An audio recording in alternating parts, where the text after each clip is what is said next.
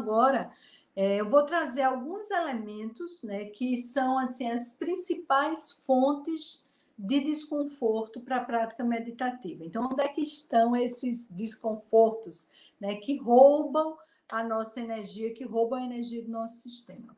O primeiro ponto está muito relacionado à organização da bacia. Então, eu queria trazer uma imagem para vocês que é a seguinte: a nossa bacia vai ser vista como a nossa base.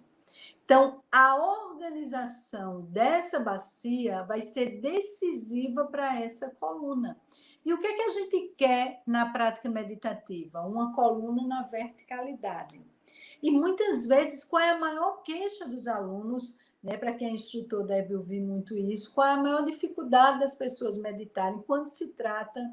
na mente é muito... a mente agitada, eu não consigo parar, eu não consigo focar. Mas quando se trata do corpo, da dimensão física do corpo, a gente escuta muito: minhas costas começam a doer, começa a queimar, dá logo um cansaço, dá uma vontade de colapsar, eu não consigo me concentrar porque o corpo dói, queima, né? Então, a gente quer organizar essa bacia, o primeiro passo. Então, o primeiro passo para encontrar conforto na prática meditativa, eu te diria: conforto nessa bacia.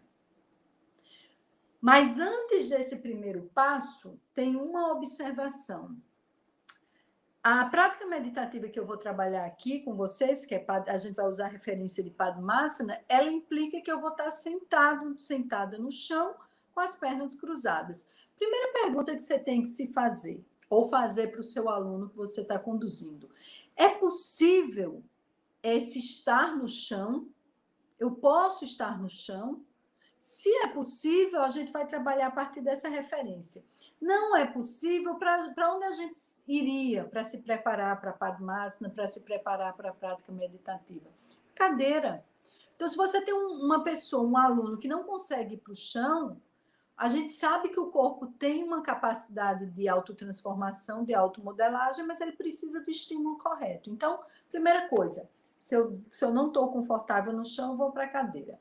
Eu posso ir para o chão? Começo no chão. Comecei na cadeira e fui trabalhando, fui refinando meu corpo, fui liberando, vou para o chão.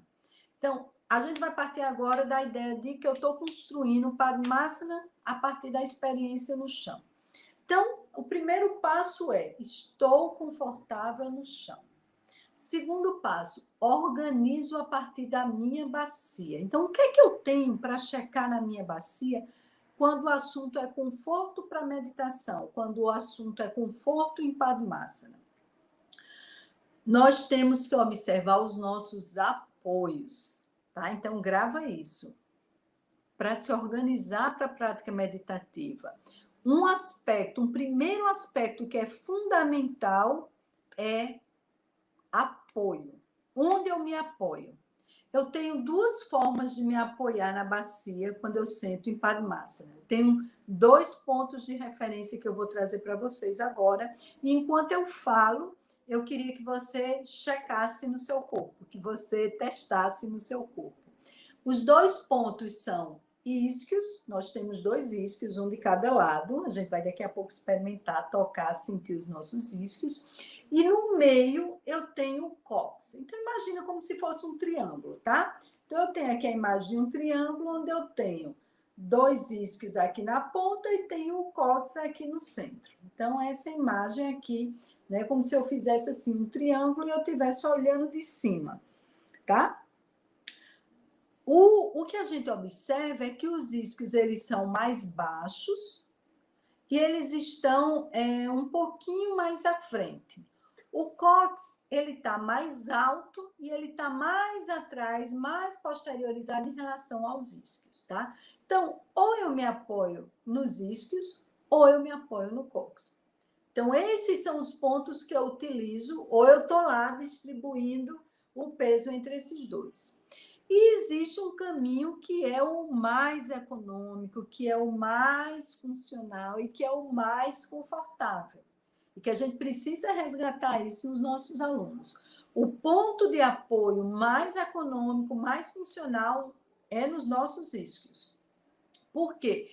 Quando eu apoio nos isquios, eu garanto a posição, um bom posicionamento da minha bacia. E agora a informação que eu trago para você. O cóccix, ele está mais atrás e mais alto. Quando eu levo o cóccix para o chão, é como se eu tivesse... Se eu vim no primeiro andar, eu estou no primeiro andar. Os isquios estão no térreo.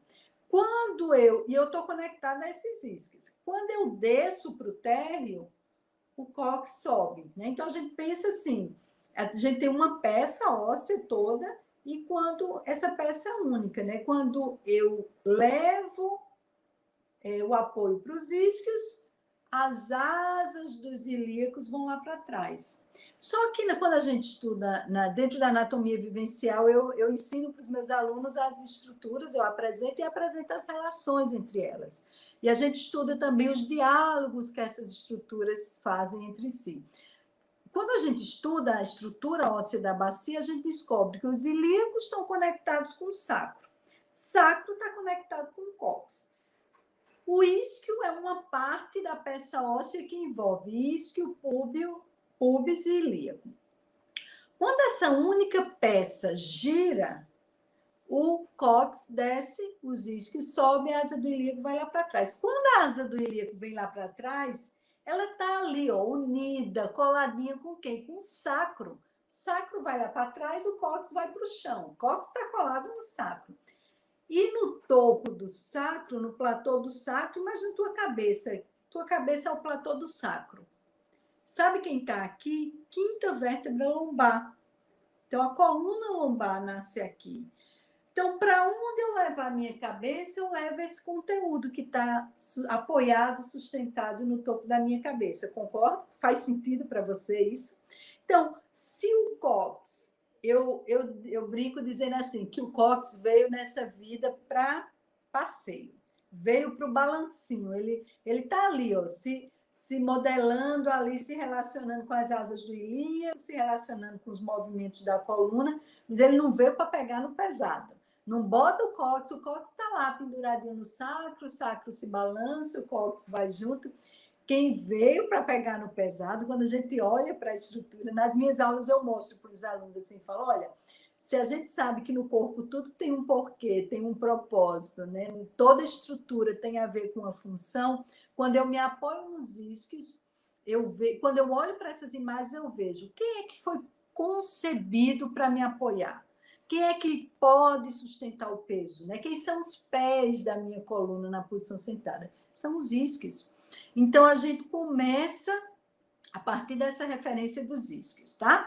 E quando eu uso o cóccix, eu levo todo o conjunto lá para trás. E ó, é como se eu levasse minha cabeça lá para trás. Aí, o que é que eu faço com a minha coluna?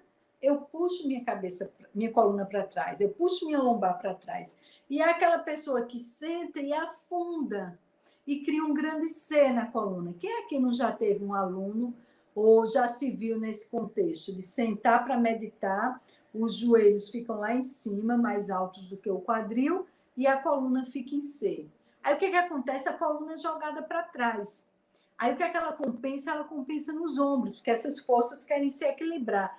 E a cabeça vai junto, e aí a gente senta para meditar assim.